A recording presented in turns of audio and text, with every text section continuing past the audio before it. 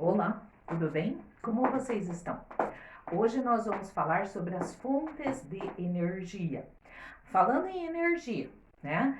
Vejam o quanto nós precisamos de energia, da energia elétrica, da energia química dos alimentos, que transforma os alimentos em glicose, que nos proporciona a vida, a energia mecânica. Então, a energia está relacionada com o progresso, com a tecnologia, com os trabalhos que realizamos, né? E energia é a capacidade de realizar um trabalho, né? Um sistema, um trabalho, um processo. É a forma pelo meio da qual conseguimos atingir os nossos objetivos, né? Então, falando das fontes de energia, existem as energias que são as formas de energia renováveis e não renováveis. As energias renováveis são aquelas que não se extinguem, né? Por exemplo, o etanol, né? O etanol é proveniente da cana-de-açúcar, né? Cana-de-açúcar é energia que vem da biomassa. Então, a cana-de-açúcar vai ser plantada, colhida, né? E vai ser utilizada para a produção do etanol. Quer dizer, você vai plantar novamente. Quantas colheitas você vai poder fazer da cana-de-açúcar? Então, é uma fonte de energia renovável, né? Já o outro combustível, a gasolina, é uma fonte de energia não renovável. É um combustível de origem fóssil. Então, aqui nós temos a imagem de uma hidrelétrica, que é energia limpa, é energia renovável.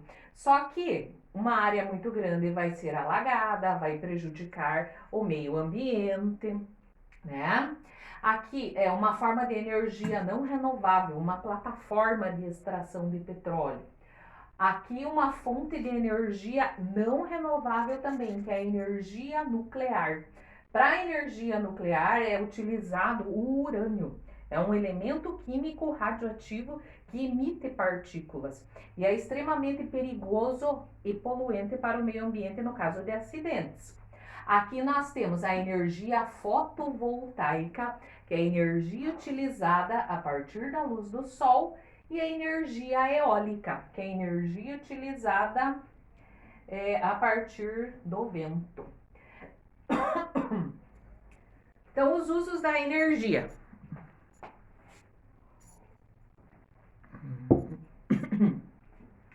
Então, com o avanço tecnológico, cada vez precisamos de mais energia.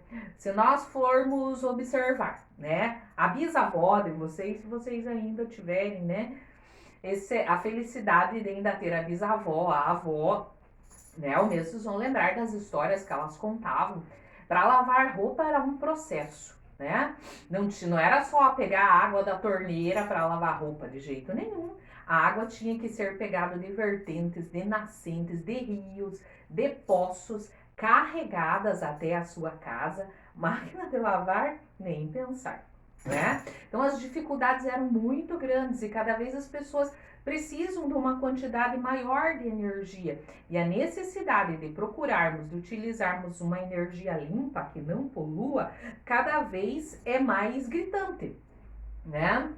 Então, a energia está presente nas nossas residências, nas indústrias, nas ruas. O uso da energia para produzir calor, para transporte, preparação de alimentos eletrônicos, comunicação e outros. Para produzir calor, né? O forno, o aquecedor, transporte, né? O metrô, os trens elétricos, existem carros elétricos, ônibus elétricos, né? E não também os carros à base de combustível fóssil, de gasolina, diesel, né? Carvão, no caso lá das locomotivas antigas, né? A preparação dos alimentos, né? No gás, no calor, os eletrônicos, a TV, o computador, o celular, na comunicação, a TV, o rádio, o computador e entre outros. Então a lista é imensa, né? Então a energia não renovável. Então, é a energia proveniente de fontes que existem na natureza, só que a sua quantidade é limitada e pode acabar a qualquer momento. Então, são as energias não renováveis, pois não podem ser geradas novamente em um intervalo pequeno de tempo. Se nós formos falar do petróleo, né? O petróleo é um combustível fóssil. O petróleo, ele vai ser extraído, retirado, né, do subsolo, camadas muito profundas, né? Vai ser retirado do subsolo, colocado numa coluna de destilação, de refinação. Os produtos que são mais pesados, que são mais densos, vão ficando embaixo dessa coluna e os mais leves vão subindo, subindo, subindo, subindo. O último é o gás, né? O gás que fica lá na porção superior, né? Mas esse petróleo levou milhares de anos para se formar. Ele se formou a partir da transformação de animais e plantas que ficaram soterrados por muito tempo, milhares e milhares de anos. E sob determinada pressão, determinada temperatura, essa reserva de seres vivos soterrados acabou se transformando em petróleo. Quer dizer, hoje nós não temos milhares e milhares de anos para esperar a formação de uma outra quantidade grande de petróleo, né? Continuando, os não renováveis dependem de recursos naturais limitados. O petróleo, o carvão mineral. O carvão mineral é o carvão de rocha. É proveniente do soterramento de grandes reservas de florestas, que ficaram soterradas por milhares e milhares de anos e se transformaram no carvão mineral. O carvão mineral, ele é utilizado em usinas termoelétricas para produzir calor, para produzir eletricidade. Debaixo do Paraná existe muito carvão mineral, mas nós não o extraímos, né? Não assim numa quantidade assim muito grande. Santa Catarina tem bastante carvão mineral também no subsolo. Santa Catarina já extrai esse carvão e no Rio Grande do Sul também tem uma porção de carvão mineral. O gás natural, né, também proveniente do petróleo, e a energia nuclear, que nós já falamos lá que é utilizado o urânio.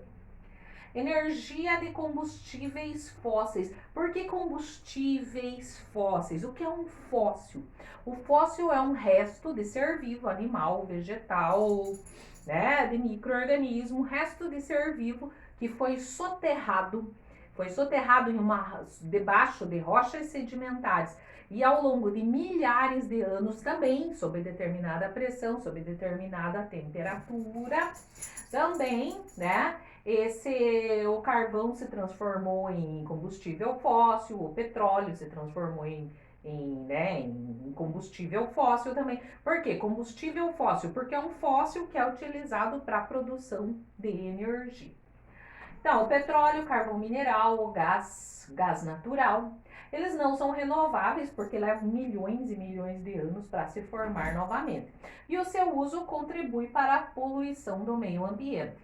Aumenta muito a quantidade de gás carbônico na atmosfera, né? Então, o gás carbônico em excesso na atmosfera e a poluição, no geral, vão formar uma redoma ao redor do nosso planeta. Porque a luz do Sol, ela vai incidir sobre o nosso planeta e vai ser refletida para o espaço. Uma parte fica aqui aquecendo o nosso planeta, sem esse processo de aquecimento não teria vida no nosso planeta, e uma porção é refletida para o espaço. Mas com essa capa de poluição, com essa capa de gás carbônico, o que acontece? A luz do Sol incide sobre o nosso planeta e a parte que vai retornar para o espaço fica presa nessa redoma, provocando aquecimento global, aumentando a temperatura do nosso planeta, né? Então, por isso que a queima desses combustíveis fósseis, ela é danosa para o nosso problema. Por quê? Porque aumenta o aquecimento global ou efeito estufa. Então, a queima libera poluentes nocivos ao meio ambiente, como o dióxido de carbono, que é o CO2, um dos gases do efeito estufa. O dióxido de enxofre, óxidos nítricos, que contribuem para a formação da chuva ácida. Então, a poluição que fica espalhada pela atmosfera. Com a formação das chuvas, quando caem as chuvas, as garoas ou mesmo o orvalho, essa água se mistura com esses poluentes, com esses poluentes e cai sobre a superfície. Vai causar danificação, vai danificar monumentos, fachadas de casas, de prédios, né? Porque contém esses elementos químicos que são tóxicos. E também vai prejudicar a saúde dos seres vivos. O petróleo, né, retirado do subsolo, ele é muito denso, por isso ele é utilizado nas refinarias, como nós falamos, das colunas de refinação. O petróleo entra bruto e o que é mais pesado vai saindo primeiro, né, e vai subindo o petróleo, ele vai ser aquecido e vai subindo. O gás é o último elemento proveniente do aquecimento do petróleo. Então, o petróleo, né, uma das principais fontes de energia do mundo, se não for a principal, né, muito utilizado por veículos e importante para os meios de transporte. É um hidrocarboneto, quer dizer, formado por carbono e hidrogênio, que se forma a partir de restos orgânicos, animais e vegetais no fundo dos oceanos, quer dizer, debaixo de rochas sedimentares. Sua queima emite poluentes na atmosfera. O carvão mineral, o carvão de pedra, o carvão de rocha é usado em usinas termoelétricas, né? Olha lá o carvão mineral. É um combustível fóssil, também se formou a partir de florestas que ficaram soterradas por milhares de anos, né? Ele é menos utilizado, é o menos utilizado, pelo menos aqui no Brasil, vejo que cerca de 6% desse carvão é utilizado no Brasil, porque nós temos as usinas hidrelétricas, a usina de Itaipu. Em outros países utiliza-se muito o carvão de pedra nas usinas termoelétricas. O gás natural, né? Conhecemos muito bem, também é proveniente, o gás dos botijões, que vem para a nossa casa, que nós temos na nossa casa, é utilizado para a produção do alimento. Outro não renovável é o gás natural, que é mistura de hidrocarboneto, hidrogênio e carbono, e são muito leves, é o último produto produzido dentro das refinarias de petróleo. Então, aproximadamente 95% de metano e o resto é etano e propano. As reservas quase sempre disponibilizadas onde se extrai o petróleo, porque o gás natural é proveniente do petróleo. É menos poluente porque é mais leve, né? E o menor impacto ambiental também vai ser provocado. Muito utilizado em termoelétricas. Então, ainda sobre o gás natural, o transporte é feito por meio de gasodutos. Uma área importante para o Brasil é a Bacia de Santos, em São Paulo, mas também existem os gasodutos provenientes com os gases provenientes da Bolívia. E a energia nuclear. Então aqui é sempre bastante comum, né? É esse formato aqui, né? Dos reatores das usinas nucleares. A gente vê sempre lá no desenho dos Simpsons, né? E na usina nuclear é utilizado o urânio. O urânio é um elemento químico radioativo. E como é que vai ser extraído energia do urânio? Então, é um elemento químico radioativo perigoso. Então, vamos pensar lá. Então, um átomo, né? O átomo é formado pelo núcleo. Dentro do núcleo tem o quê? Prótons, que têm carga elétrica positiva, e nêutrons, que não têm carga elétrica. Girando ao redor do núcleo estão os elétrons, que formam a eletrosfera, né? Então, o urânio, ele vai produzir energia pelo meio de fissão nuclear. O que é fissão? É a quebra. Vai quebrando o núcleo desse átomo. Olha lá, tem uma aluna presencial aqui, ó. Uma aluninha presencial. Então, vai quebrando o núcleo desse átomo e vai emitindo partícula. Quebrando e emitindo partícula, quebrando e emitindo partícula. Essas partículas é que produzem a energia, né? Nas usinas nucleares. Então, utilizado o urânio, né? Obtido através da fissão, que é a quebra dos elementos que formam o núcleo do átomo, né? Então, é uma fonte esgotável de energia, porque as reservas não são tão grandes, né? Então, ali diz que a fissão de 1 kg de urânio 235 é o número atômico dele na tabela periódica. Quer dizer que no núcleo do átomo de urânio tem 235 prótons, que é carga elétrica positiva. E libera 2 a 3 milhões de vezes mais energia que a queima de carvão ou óleo.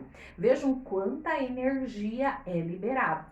Só que também é uma forma muito perigosa de se produzir energia, né? Então, os prós da energia nuclear. É um recurso estratégico, onde não tem um potencial hidrelétrico, que não é o nosso caso, né? Não depende muito de outras fontes de energia, vai necessitar somente do urânio, né? E não emitem poluentes gasosos na atmosfera, desde que não hajam acidentes. Quando ocorrem acidentes, eles são gravíssimos. Nós temos, assim, na nossa história, o acidente de Chernobyl, na Ucrânia, que matou muitas pessoas, né? E as pessoas ainda que ficaram em contato com o elemento químico que vazou da usina, tiveram muitos casos, até hoje existem casos de leucemia, de câncer, por causa dessa radiação. Outro acidente bastante famoso foi o da usina de Fukushima, no Japão, né? Porque ocorreu esse acidente devido a tremores de terra, a terremotos no Japão, que são muito comuns porque ele é atravessado por 3 placas tectônicas, né? Não emitem poluentes, mas são perigosos.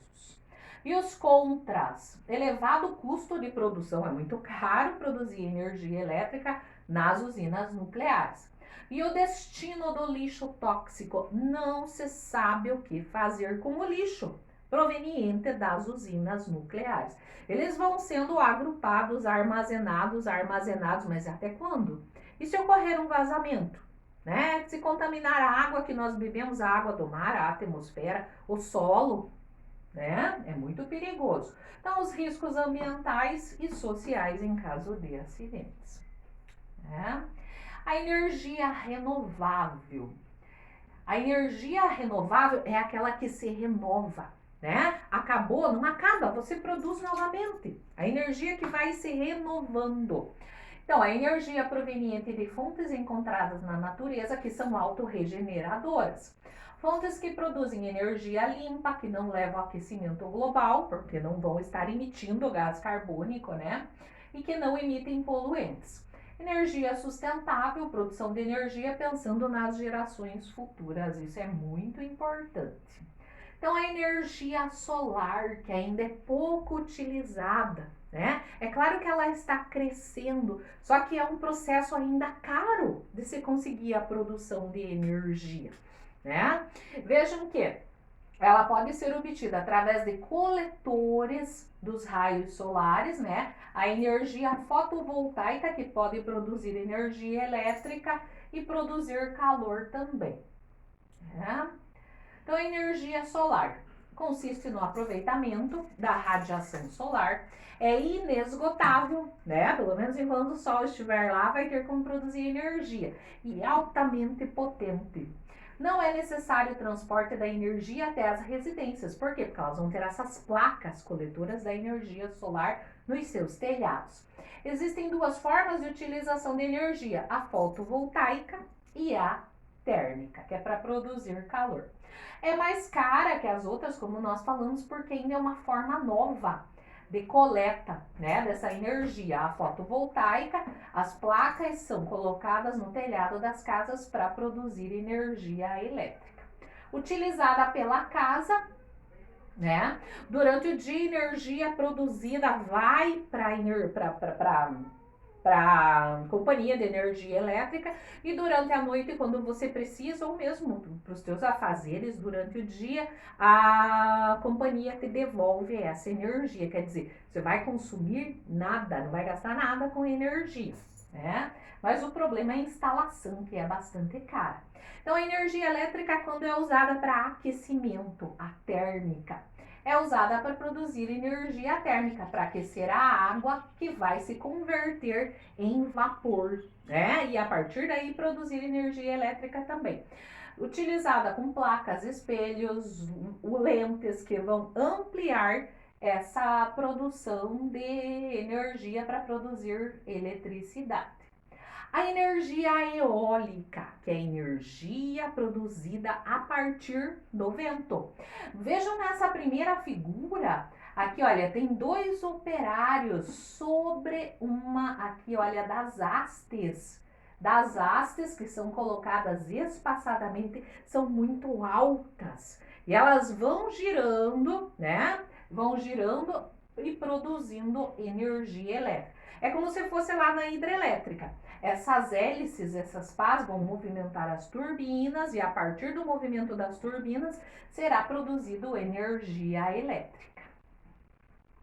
Então a força do vento ela é usada para a produção da energia. Cataventos, que são as hastes, são instalados onde há intensa movimentação de massas de ar. A energia cinética do ar, o que é energia cinética? Energia cinética é energia do movimento, né? Então, o movimento do ar é o que? É o vento, né? Então, a energia do vento é convertida em energia mecânica, vai movimentar as turbinas, né? E essa energia mecânica da turbina vai produzir energia elétrica. Então, nós estamos assim no começo, estão instalando essas hélices, esses cataventos, nós estamos no início do aproveitamento da energia eólica. Mas vejam que os países que utilizam muita energia eólica são a Alemanha, os Estados Unidos e a Espanha. E a vantagem é que não emite poluente, não polui a atmosfera. E não é só a atmosfera, né? É o solo, é a água. A energia geotérmica. Geo é terra e térmica quer dizer calor. Então, é a energia utilizada a partir do calor que vem do magma terrestre, né? Então, existem regiões onde o magma está muito próximo da crosta, né? Se nós formos pensar no nosso planeta. O nosso planeta, onde nós estamos, o solo, né? Nós estamos sobre a crosta terrestre. Então, a crosta é essa casquinha que envolve o nosso planeta. Essa casquinha é a crosta terrestre. Debaixo da crosta, que tem alguns quilômetros, né? Nos ambientes terrestres tem até 14 quilômetros de profundidade. Nas montanhas vai ter muito mais, né? E nos oceanos ela é ainda mais fininha essa crosta. Então, aqui está a crosta. Olha lá, crosta terrestre. Debaixo da crosta tem o que? O magma. Magma ou manto. Então, aqui a crosta é sólida, já se solidificou. Embaixo não. O manto é formado por rochas derretidas. E essas rochas derretidas, o manto, o magma, vai produzindo movimentos de convecção. O que é o movimento de convecção? Né? É que aqui, olha, tá mais embaixo, ele vai ser aquecido pelo calor do centro da Terra. Então, essas rochas derretidas sobem. Daí, a outra rocha já vem sendo aquecendo aqui, olha. Então, ela vai produzindo esse movimento de sobe e desce. Esse movimento de sobe e desce é o movimento de convecção. Se vocês forem lembrar, esse movimento de convecção, nas regiões em que a crosta está mais fininha, vai provocar o quê? A crosta quebra. Ela vai quebrar, formando as placas tectônicas que nós vimos no semestre passado. Inclusive, o movimento dessas placas tectônicas que vai provocar a formação de terremotos e de maremotos, né? Mas então, voltando à energia geotérmica. Então, vai ser produzido energia a partir do calor do magma, do manto, que vai aquecer a água e produzir vapor. Então, corresponde ao calor interno da Terra. Quando esse calor está próximo da superfície, pode ser usado para a produção de eletricidade. Usinas geotérmicas injetam água no subsolo quente. Quente por quê? Porque o magma o está aquecendo, produzindo vapor. Esse vapor movimenta as turbinas que geram eletricidade. nós não usamos, né, aqui esse tipo de energia. Nos Estados Unidos utiliza-se muito a energia geotérmica. Então, por que ele não, né, quais são os contras? O custo é elevado para construir essas usinas, né, e a manutenção também. O impacto ambiental na região também vai ser grande, né? Então, o país com maior produção de energia geotérmica são os Estados Unidos. Por quê? Porque eles possuem geysers. O que são os geysers? Então, onde a crosta fica bem fininha, existem depósitos de água, como se fosse assim, o nosso o lençol freático, lençol de água subterrânea. Essa água vai ser aquecida e forma jatos de água muito quente, de vapor d'água que esguicham do solo. Esses são os geysers, né? Que existem lá nos Estados Unidos. As hidrelétricas ou as hidroelétricas utilizam, né, a força da água para a produção de energia elétrica. Várias intensas áreas são alagadas, essa água vai ser represada, né? Vai se produzir uma represa para guardar essa água. E a água vai sendo liberada, e a liberação dessa água faz com que as turbinas se movimentem e seja gerada energia elétrica. Então, a energia proveniente das hidrelétricas é derivada da força do movimento da água, né, da água doce, da água do rio. A água é mais densa que o vento, então vai gerar mais energia ainda que a energia eólica. É mais barata que combustíveis fósseis e energia nuclear. E as hidrelétricas são responsáveis por mais de 80% da produção elétrica no Brasil. Então, no Brasil, qual a maior fonte de energia que nós utilizamos? Energia elétrica. É uma forma de energia renovável. E os contras. Por quê? Né? Porque inunda áreas naturais, florestas, cidades. Já pensou em inundarem a região, a nossa casa, o local onde está a nossa casa? Né? Assim, o local onde nós passamos nossa vida toda lá ou não, mas que nós temos laços, né, com aquele lugar que nós temos as nossas raízes, todo esse lugar ser alagado, né? Então esse é um processo doloroso. Alagam-se vastas áreas de florestas, né? Muitos animais acabam morrendo, muitas plantas acabam morrendo. O desvio de leitos de rios, o que é danoso para o meio ambiente. E isso tudo, né, ainda pode ocorrer o rompimento dessas barragens, que é muito perigoso.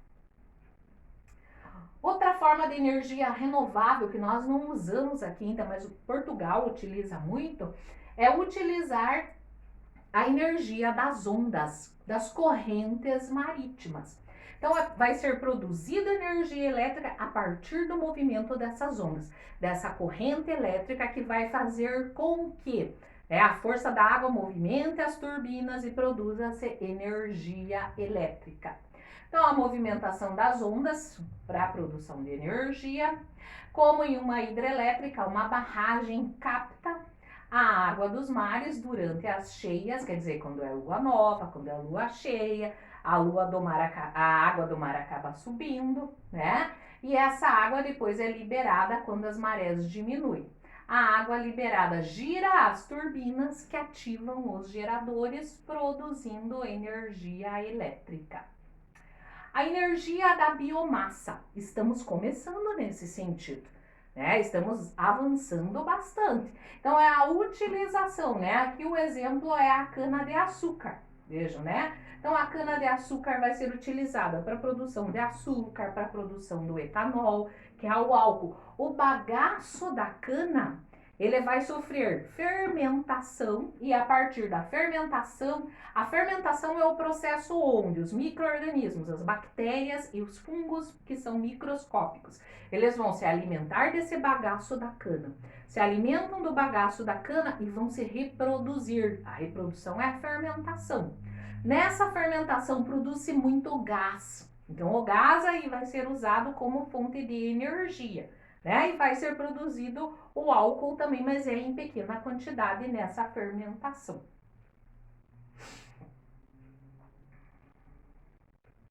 Então, a energia de biomassa é proveniente da matéria orgânica, ou seja, proveniente de seres vivos. Todo ser vivo possui átomos de carbono. Eu possuo átomos de carbono, vocês possuem átomos de carbono. O capim, a grama, o pé de alface, o cachorro, o gato possuem átomos de carbono, né? E aqui no caso da energia da biomassa, vai ser utilizado materiais que seriam descartados, como o bagaço da cana, né? Olha lá, como o bagaço da cana, que vai ser utilizado como para fermentação e produção, né, de gás. Então, algumas fontes aqui, ó, da energia da biomassa é o biodiesel, que é feito de óleos que passam por um processamento químico. Né? Vai ser utilizado óleo, e o óleo vegetal comestível também pode ser transformado em biodiesel. No caso do biodiesel, eles vão usar o girassol, a alface, a mamona, o milho estão usando também para produzir combustível. E o biogás, né? Através daquela fermentação que nós falamos, olha lá, o biogás vai produzir o etanol, produzido com a ajuda de micro-organismos que induzem a fermentação, né? Que os micro-organismos se alimentam daquele bagaço, daquela matéria orgânica, se reproduzem produzindo álcool e gás, né? Muito usado no lugar de petróleo para alimentar automóveis no Brasil. Estamos avançando.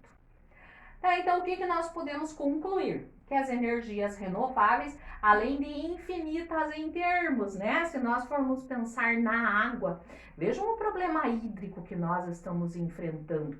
No nosso planeta, 97% da água é água do mar, né? Apenas assim uma quantidade muito pequena é água doce, né? 3%, e ainda a grande parte está congelada no Polo Norte e no Polo Sul, né? Tem uma parte dissolvida na atmosfera, outra no subsolo, formando o lençol freático, outra debaixo da rocha matriz, formando o aquífero. Não é uma água assim que está disponível em grande quantidade, para que nós possamos usar e abusar. O uso tem que ser consciente, né? E as energias renováveis agridem menos o micro-organismo. Aqui diz que elas são caras, por quê? Porque o processamento ainda está no início, né? Com o tempo elas vão ficar mais baratas. Não produzem tanta energia quanto as não renováveis, né? Mas ainda é um processo que nós temos que nos acostumar.